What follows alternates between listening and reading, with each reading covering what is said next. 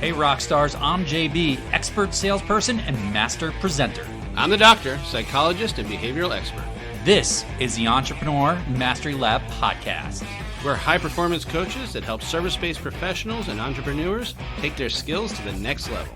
70% of entrepreneurs fail, which is why every week we have real talk with real entrepreneurs to help ensure you are not one of them. We're also the inventors of the Be Rich mindset, where we rise to mastery, inspire greatness, celebrate knowledge, and help others along the way. So join us in the lab. And now, on to the show. Welcome back to the lab. I'm JB. I'm the doctor. Thank you for all of our returning listeners and viewers. We're glad to have you back. We couldn't do this without you, so thank you. If you're new and you haven't checked us out before, welcome into the lab. We are super excited. We've got a great guest, real conversations with real professionals every single week, and we're just really pumped up. It is now February 2022, so hopefully you are kicking off the deuce and having an absolutely fantastic year. It is the deuce in full effect. That's right, and I have been running hard, Doc. I launched PT with JB this year, and it's been freaking awesome. Every single morning, up early, working out, exercising, and asking questions of people. Just really simple questions. What's on my mind? Not trying to tell people what to do, man. Just kind of asking them, hey, what do you think about this? And just seeing some really great engagement, which doesn't shock me, but it's really cool to develop and build out. Do you find when you're in that mode, it helps distract from the pain of waking up that early in the morning and running around? There's no pain in waking up early in the morning to go to bed early, man. I mean, just the sound of it's painful for me, but yeah, it sounds like a good distraction for it. It's like a good way to kind of keep your mind flowing from just what you're doing. Well, I mean, I don't do it until usually after the workout, although sometimes I do it beforehand if I'm like avoiding what I'm going to be doing, because some of it is a little painful.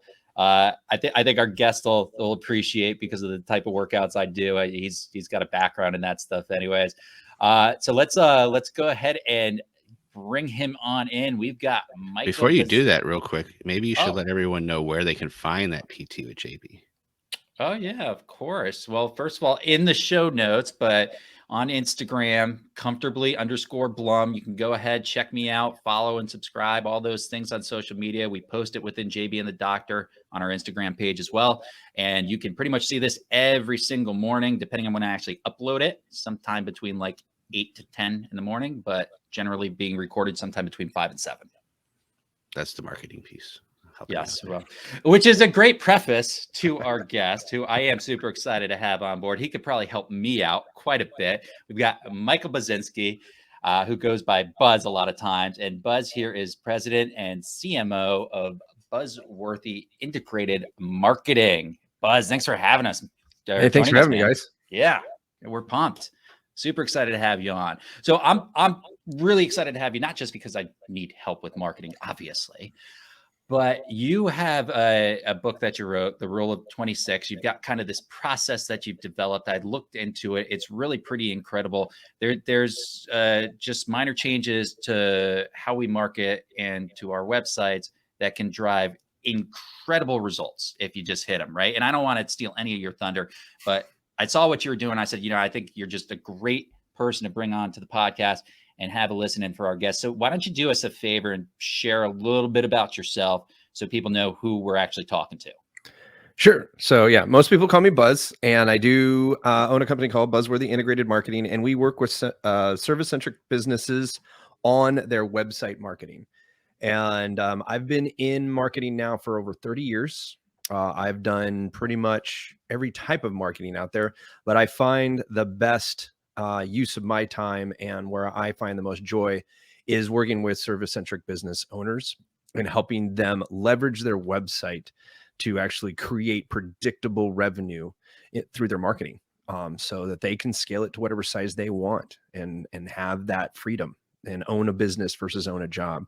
And so one of the things during like 2022 happened is that I found myself with great clients that were doing really well, because a lot of service-based businesses were able to, my clients were able to pivot to the needs of the pandemic really easily. So I found myself with a lot of extra time.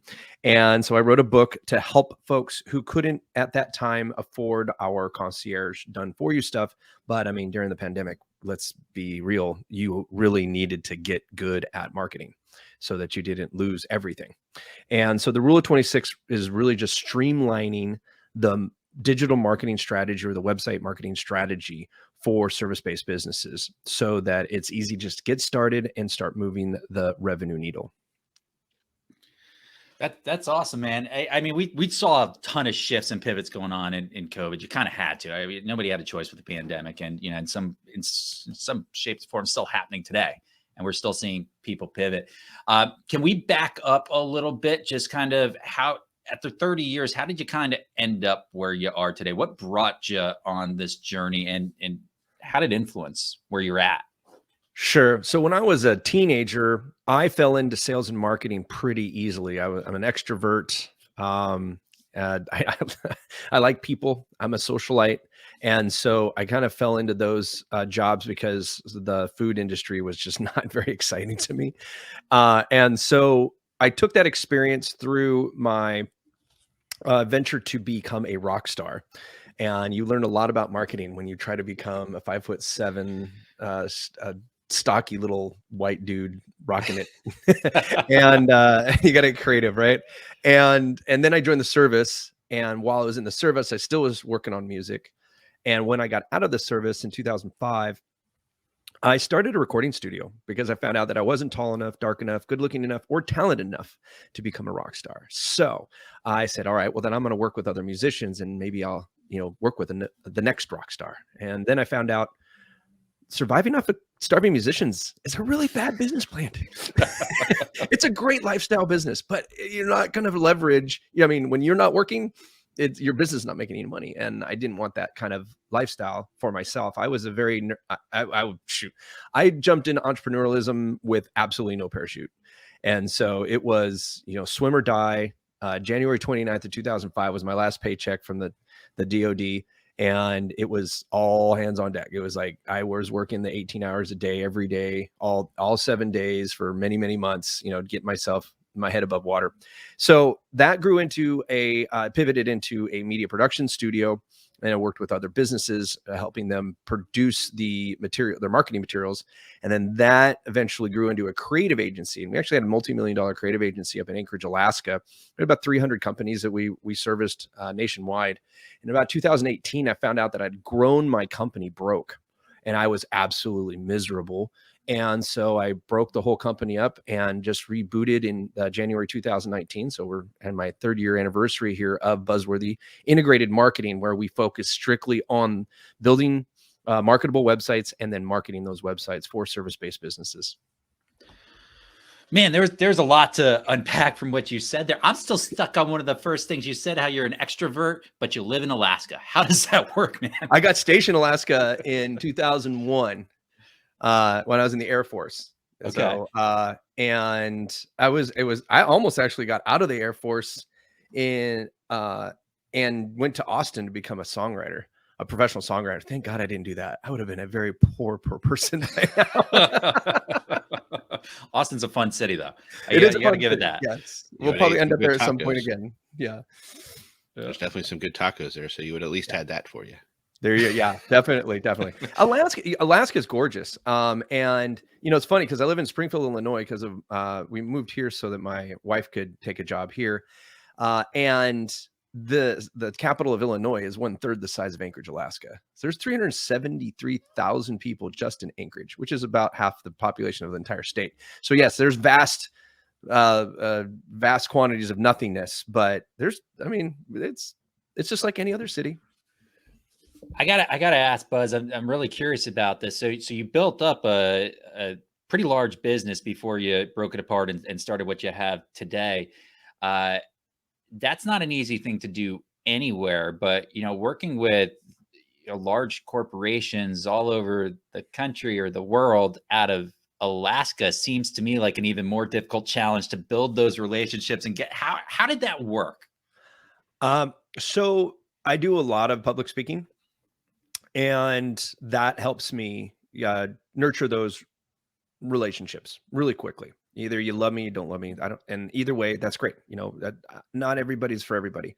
And so, we work with mostly small to medium-sized businesses. So I'm connecting with the person who's watching their revenue needles. And when I can talk to that person and we can really simplify the process, it becomes, you don't need a lot of FaceTime, because your pocketbook it gets affected, and they're like, I have more money, and Buzz is the reason. We're good. Yeah. Like, I just had one of my clients, he's up in Wisconsin. He's like, you need to come up and go fishing. Like, so I get invited to trips and stuff like that, but from clients and stuff. And, you know, my whole staff is very personable, and we're extremely ROI driven. And so when you focus on what a business owner is focused on, it's pretty easy to keep that relationship going as long as you're delivering on the goods, right? And so we just get really good at delivering on those goods and continue to build those out. So we get a lot of referrals from our current clients, and our marketing works. And so we're always making new relationships. And so we went virtual a year and 3 months before everybody else did. So we had a little more practice too. Yeah, great timing. You know, that's awesome. Yeah. Can I dig in a little bit more about the kind of building the company up and growing it to the point where you became miserable and then kind of chose to break it apart and start over?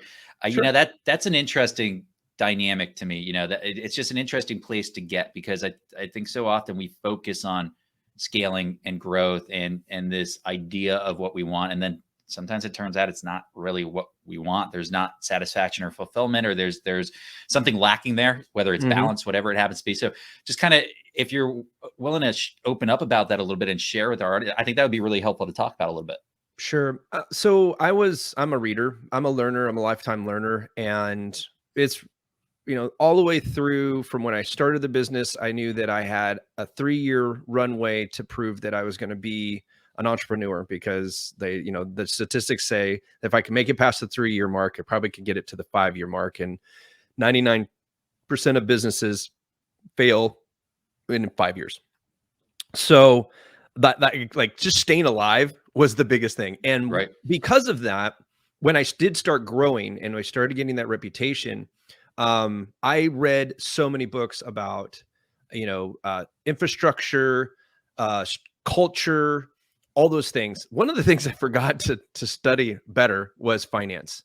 And I really did not have a good stronghold on my finances. And I looked at my profit and loss and go, okay, it's positive down there, but I didn't understand cash flow and balance sheets and all that stuff really as well as I should have for as big of a company as it became. And so anytime I was shy on money, I would just sell more stuff. But the problem was I was underselling or undercharging for the services we were providing. And so with that, I was underserving the company that I was working for. And so I ended up with a job versus a company that I owned. And when we had this huge kind of like coup d'etat, if you will. I was shooting a documentary in Italy. I was only gone for like 10 days. And I just got a new operations manager, and she was like, I'll keep the, you know, I'll hold down the fort and ... And we had this, a part of the building, and we have a 13,000 square foot building, and one part of it, the power went out. And apparently somebody didn't pay a bill somewhere, and everybody thought we were going broke. And long story short, I came back to a coup d'etat, and I lost probably a third of my 25 employees to it.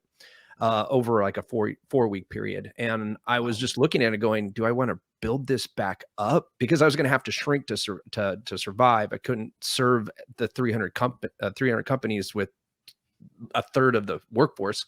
And you can't just start hiring people. I mean, it takes time to get them up and all that other stuff. So I kind of went back to Einstein's saying, you know, doing the same thing over and over, expecting different results is the definition of insanity. So I was like, well, if I want to be happy, and I don't want to spend the next 5 to 10 years trying to be happy again, I better do something completely different. And so then I just shut the doors. I told everybody, go home. We're all going to work from home for a while. And if you want to stick around, stick around. If not, it was good knowing you. And stay tuned. I didn't even know what I was going to do. I mean, I was probably just as prepared for my relaunch as I was prepared to launch my business in the first place 15 years prior to that. That's a wild story, man. I mean, can we just talk about the emotions and psychology of that for a second? Do you mind getting a little vulnerable on that? That's fine. I mean, it's good therapy for me to get it out. yeah. Just what was it like dealing with that, dude? I mean, your betrayal. I mean, like, how do you you JB, name it? JB, I had it. If you're gonna say it right, you have to say, "Can you tell me how you feel about that?" Well, I can tell you you're how gonna I steal my felt gig. You gotta do it right. Because how I feel about it today and how I felt about it then are completely different. Like, I look at it now and I'm going, thank God that happened. My life is so much better now because of this total tragedy, right? And in my mind, it was a tragedy, and that everything was so much bigger than it actually was. I thought, I was completely exposed to the public, and everybody knew all of the tribulations I was going through, and so I was going through all of those other emotions of betrayal and defeat and imposter syndrome sunk back in, and all of the emotions were all there, right? And I started having anxiety attacks and all sorts of stuff. And thankfully, my girlfriend, my wife now, my girlfriend at the time, was just so supportive, and just basically told me I was going to make it through it. I mean, at one point, I was literally took my resume that I hadn't touched since 1996, and this is 2018, and we started brushing that thing up and getting the CV up to date and all that other stuff. And I was looking for CMO positions for medium-sized businesses. I was like, screw it. This is bull crap. I'm not doing this anymore. Nobody cares that what I'm trying to build, and nobody sees my vision. I was just like all there. And then my wife says, you can't work a 9 to 5. You wouldn't be able to do that. I'm like, crap, you're right. So, and I did. I had to look in and I was like, can I wake up at the same time and go listen to what other people have to say that dictates how I do my work? And no, like, that's the nice thing about having my business, is that when I find somebody who's not a fit, I just go find them another fit. So they get what they need, but I don't have to sidestep my principles in marketing. And so I rebuilt the business so I went 13,000 square foot down to 1,300 square foot, down to a 500 square foot office, down to 100% a remote, and rebuilt a culture of, you do what you need to do and tell us what that is, because that's what we'll hold you to. So I have folks that worked with me for 2 years. They can only handle 25 hours worth of work a week. That's their lifestyle. Okay, great. When we hit 25, we'll find somebody else to then go with it, right? So instead of me trying to push people into the confines of what I need and what I think is profitable for my company, I find situations that are win-wins for the company and for the employees, so that everybody's happy right off the bat. Love that. So now I don't have to deal with HR problems like I used to. I don't even have an HR manager anymore. Like, I got rid of I got rid of 80% of my admin right off the bat. Somewhere, one of our listeners is like screaming right now, no, not the HR department. I think every business owner is jealous of you right now. Yeah, well, let's just say that, restarting is not when you're going through all of that stuff, and then you're like, oh, and I'm going to redo it all, and do it differently. That right there in itself is another stress. And it took a long time to really understand how it was going to work, because nobody had ever done it the way that I was starting to do it. Like, I didn't know anybody else. I only knew freelancers that worked, and they might have had 5 clients. I'm like, 5 clients? I get bored as tick with 5 clients. So no, I can't do just 5 clients. I can't do a lifestyle business. I need to build something bigger than me. And so it took a year and a half really to understand and be able to engineer the systems. And then now the great thing is that my case studies, every client is a positive case study, where before we were probably only 60 to 70% successful with our clients. Because one, we weren't charging enough to do the work that actually needed to be done to move revenue needles. Mm-hmm. So that was one of our big shifts, was that, hey, I need people who understand the investment it takes to actually make money. It takes money to make money, and we need to create investment situations that create ROI. So if you come to me and say, here, Buzz, here's $1, and I give you $1.25 back, you're going to give me as many dollars as you possibly can, because you know you're getting $1.25 back every time. Well, we've seen that, Doc, ourselves personally, right? We've worked and been in that position where, you know, what the investment somebody wants to make isn't necessarily the investment they need to make if they want to see the results that they're asking for you to create. Right. And that's a tough situation to find yourself. And I think it's very natural as a business owner, especially in growth mode, to want to take on that business, but it's not always going to lead to, you know, raving fanatic fans that are really what you want, right? The ones that are going to be referring you business over and over again. Right. Doc, Yeah, I caught the ones yelling, "Show me the money." I don't know if that was eventually. That's what I tell people now. Like, yeah, eventually you'll see the money. I mean, Yeah. people get so caught up in the overnight success, and they forgot to look behind the curtain and look at the 10 years of struggle it took to get that person to that spot where they're popping out above the noise and going, hey, look at this guy. Yeah, he's been grinding for 10, 15, 20, 25 years. That happens every time, you know. Always an overnight success. There's no such thing. Well, you know, overnight success takes at least 10 years. That's what I tell people.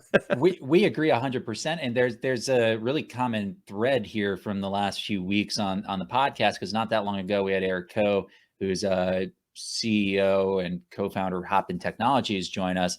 And you talked about it taking you like a year and a half just to kind of really focus in on, hey, what are we doing here? What do we really want? And, you know, for them, it was a very similar thing where they launched a product, it flopped, right? You know, they just, it didn't work. They took a long time off just to join an incubator and study and survey and figure out what they were actually doing. And they just walked away, right? Like they just turned the spigot off completely. Wow. There is an investment there, right? And there is no overnight success. And it does take a lot of time. It doesn't look like that from the outside sometimes, but there's no doubt. And my success now is accelerated due to the fact that I had 15 years experience, but beforehand, right? So when you start over, you're not starting from scratch. And I think that's where a lot of people, they look back there. They go, wow, I remember how much I had to work. And now they have kids and wives and all the other responsibilities in life. They go, I can't work the 18 hours a day, 7 days a week for the next year to figure this out. And it's like, you had 15 years or however many years you have behind you that you've learned all of your lessons. So if you're really honest with yourself and go, hey, listen, what are you the most passionate about? Who are the type of clients that you completely are ecstatic when they call? You look forward to your meetings. You look forward to their emails, whatever that is. And once you paint that picture and you build your service around that person, now all of a sudden, all your clients are gorgeous to you, instead of the, there's my PETA's calling. I don't want to take that call. I don't want to have to, read this email because they're going to be complaining, ... right? Like you can, when you get really good at understanding what makes you happy and what makes your business the most money, you make a business starts working for your interests and towards your passions. Everything becomes a lot easier when you do that, right? That self-awareness it's a big deal in all aspects of business. Right. It's hard to do because business owners, especially when they haven't scaled, they think, oh my gosh, they're so worried about the business they're not getting. And they don't understand that bad business costs you money. Yeah, you might have just enough cash flow today to pay the bills, but the longer that bad client is there, that unprofitable client and relationship is in your life, the slower your business will actually mature. And if you don't pay attention to the maturity of your business, you're going to get stuck in that hamster wheel and you're just going to sit there and do the same thing over and over. And you might as well just have a job and not have the stress. I couldn't agree more, Buzz. I mean, early on, like when you're getting started, just moving in a direction's good. Yeah. Better to move forward than no matter where forward happens to be. Right. But once you know where your true north is, anything that pulls you away from true north, you're moving in the wrong direction. You're moving your business in the wrong direction. So you've got to really be able to step back and recenter on that if you find that happening. And I totally agree. And I think that, and I mean, people do it with their competition. I have a saying that I'm known for that says, mind your business. So many people when they're talking about their marketing, they're like, well, so-and-so is doing that and so-and-so is doing that. And that direct competitor's over there. Da, da, da, da. And I'm like, you don't have any competitors. The only competitor you have is your FOMO. And if we can just focus on what makes you happy, it doesn't matter what anybody else is doing. And if we can continue to keep our eyes on our ball, all of that attention, that's 100% attention to your business versus bleeding attention to other people's businesses that are not doing you any good. Yeah, I love it, man. It's amazing how the insight comes out over the years, right? The more you're in a business, the more time you've spent. This is wisdom. It's not something that I think a lot of people have on day one. It just takes time to accrue, and it takes experience. Yeah. And I think that it's important that we do have failure in the beginning. Like, you don't learn unless you fail. And if you're not failing, you're not trying hard enough. Doc, what do you like to say about failure, buddy? No such thing. That's right. Just another learning experience. That's learning opportunity. That's right. Yeah, every day's an experiment. We're just testing that hypothesis for the day. I love it. I love it. You either get the confirmation that it's working, or you go back and you just make some changes to those moderators and see what you're going to try the next day. Love it. Yeah. But I mean, it's true. If you're not testing, if you're not, putting something out there and seeing if it sticks or if it accomplishes what you want to accomplish, I mean, you're static, and that's a recipe for failure in business and life. Life doesn't stand still. Neither does business. Buzz, so in regards to your business today, you said you focus really heavily on ROI. So from a marketing perspective, for our non-marketing listeners, kind of what do you think are the primary ROI levers, right? Where's the primary key performance indicators, or what do you focus on in your opinion? What's really important? So that's what the rule of 26 addresses, right? Is the 3 levers of revenue that can basically let you scale your business as big as you want it to be. So the rule of 26 states that if you increase the unique traffic to your website by 26%, the conversion rate of your website by 26%, and the average lifetime value of your clients by 26%, you'll get a compounded output of 100% more business coming from your website. And the great thing about that is once you've done it once, you just rinse and repeat until you have the size of business that you are looking for. Because I now believe that smart growth is better than uncontrolled growth. I'm 100% with you, by the way.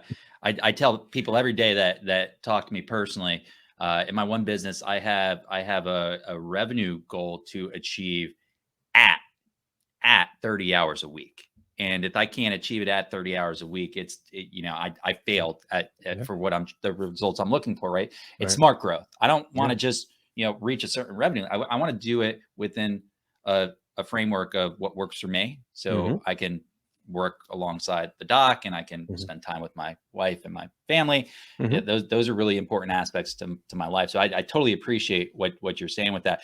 So I'm a math guy, right? And I think a lot of math people be like, well, 26 plus 26 plus 20, that's like 78, right? How do you get to 100? So just talk about the compounding effect for us a little bit. So I don't know why it does. It's just when I was looking for, it all goes back to when I was sitting there going, how do I simplify the digital marketing strategy for business owners who don't believe in marketing, definitely don't believe in website marketing, and think that they'll be able to leverage their word of mouth and referral marketing at will. And I'm like, okay. So then I started looking at where a lot of folks that are very good at numbers, what are they coming up with? And I went to HubSpot, and they have like 60 or 38 KPIs to success. I'm like, well, that's a lot. Wow, that's a lot. And I went over to Shopify. They have like 68 KPIs. I'm like, nobody's paying attention to this many key performance indicators. I am so sorry. We have businesses to run. I mean, even as a marketer, I have campaigns to run. I don't need to look at that many numbers, right? So I started looking at the numbers that actually move the revenue needle. So if your website is making you $1, and I create 20, and really I had to start with the end in mind. I wanted to be able to, what does it take to double the revenue coming from a website?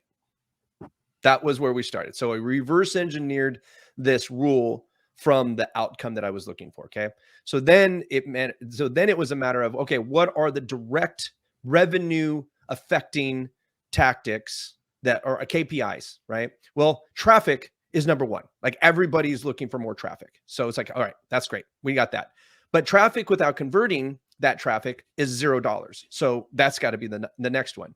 And then my experience with working with service-based businesses, the average lifetime value is usually lower than where it should be. So I looked at those, and then we started doing the math.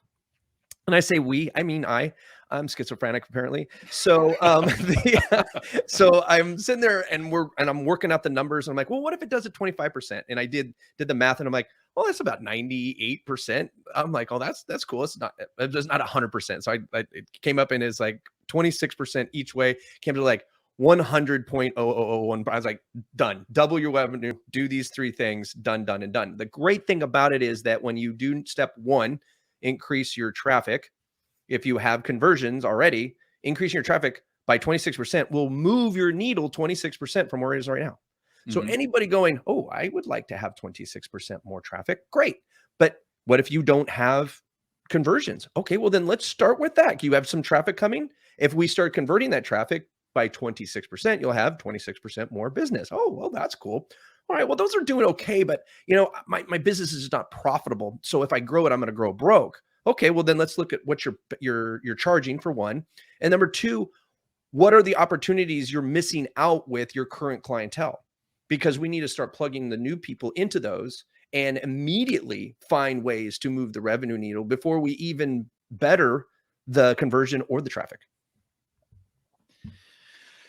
That concept that you covered right there, not the schizophrenia, Doc will talk about that, but I've already got my appointment in for later. The lifetime value of a client, right? Yeah, how much we're getting from a client. In the financial services world, it's a really interesting study.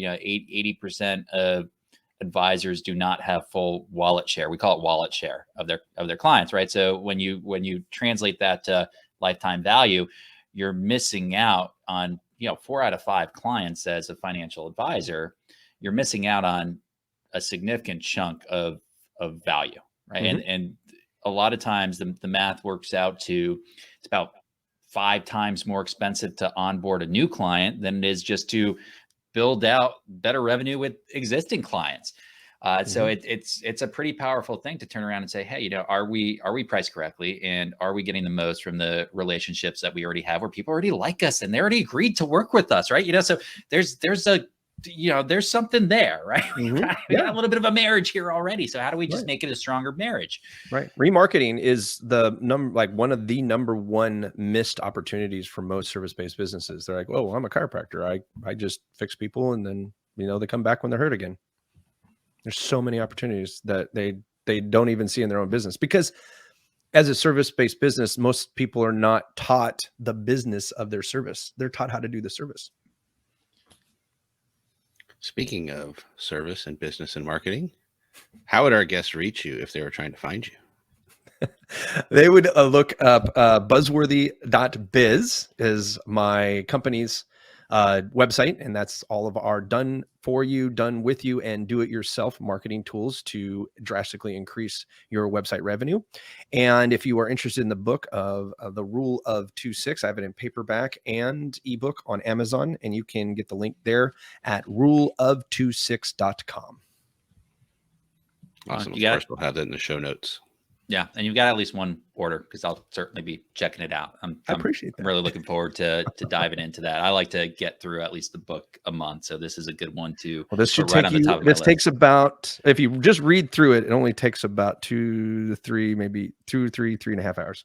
Oh wow! So I do not. This is not a like the life of Buzz and sprinkle a little marketing in. This is all facts and just tactics. So it's the rule and tactics to help you and give you actionable tactics to actually help you start moving that revenue if you want to do it on your own. And obviously I'm going to be here to help you with it as well.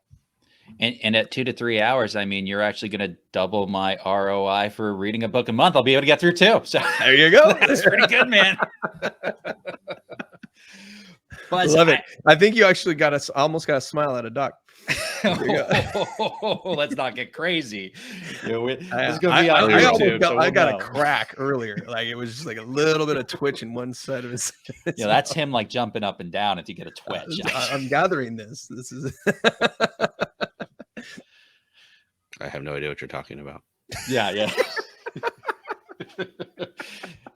He's got a lot of smiles in session, I promise. I love it. Well, Buzz, man, thanks for joining us today. Awesome conversation. I think we could probably dive a lot more into a lot of what we were talking about. So maybe we'll have an opportunity to have you back on board sooner than later. Appreciate you joining us, man. Thank you. Thank you for having me, guys. Of course, you could also find more information about Buzz in our show notes. And of course, he's a member of our Facebook group, the Entrepreneur Mastery Lab. So Lab of Mastery on Facebook. Yes. You should know the name of our Facebook community at this point. You were just reading off the screen, weren't you? You were doing that whole PowerPoint thing people do where they just read off the slide. I hate that. Well, I was going with the address and the name at the same time, and it's actually backwards. So. All right. You know, this is part of marriage too, right? Buzz, you know, you got to bust each other's balls a little bit. Just a little bit. Thanks again, man. And we will look forward to having you back again soon. I look forward to it, guys. Thanks so much. Yep. Doc, I really enjoyed having Buzz join us on the episode there. A lot to take away from that, man. He's done a lot in the last 30 years in his businesses. Could you say he's created a buzz? Oh, couldn't you? But never do that again. I actually kind of like that. I'm not going to lie. Kind of hit me right here with that one. I didn't want to hit him with it directly because he's probably heard that a million times. He's rolling his eyes right now as he hears this. But it needed to be done. That's fantastic. Well, as always, you can find Buzz and all of his details in the show notes. You can and should be able to find him in the Entrepreneur Mastery Lab, our Facebook community. If you're not a part of the community, join it. It's a community designed to help you, give you the insight, the wisdom, and the tools to be able to grow your business more successfully. Buzz said it. Most businesses fail. Our aim with the community is real simple: to make sure you're not one of them. And as we reference some other podcast guests throughout the show, you can also find them inside the lab. That's where we keep them all in the corner, stashed, just ready for you. Right? We have them locked up in there. We feed them. You know, they have water now and then. Yeah. All right, Doc. Where else can everybody find us here? Of course, you can find us at our website at jbandthedoctor.com or on all our social media at jbandthedoctor. And as you heard earlier, at Comfortably Blum is where you get your PT with JB. And if you're paying attention next week, we're going to hit you up with the introduction, which is out there already. So check out at Dr. Andre Caruso on Instagram also to see Psycho Rock with the Doc, which you're going to hear more about later. Ooh, I'm excited.